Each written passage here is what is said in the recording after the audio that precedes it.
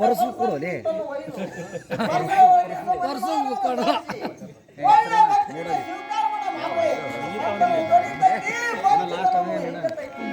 ಏನು ತಂದೆಯವರೇ ತಾವು ಕಟ್ಟಂತ ಫಲ ಮಂಗಳವಾರನ ಮನೆ ಮಾರವನ್ನು ಸಾರಿಸಿ ನಂತ ದೀಪವನ್ನು ಹಚ್ಚಿ ತಾವು ಕಟ್ಟಂತ ಫಲ ಭಕ್ತಿಯಿಂದ ಸ್ವೀಕಾರ ಮಾಡುತ್ತೀರಿ ತಂದೆಯವರೇ.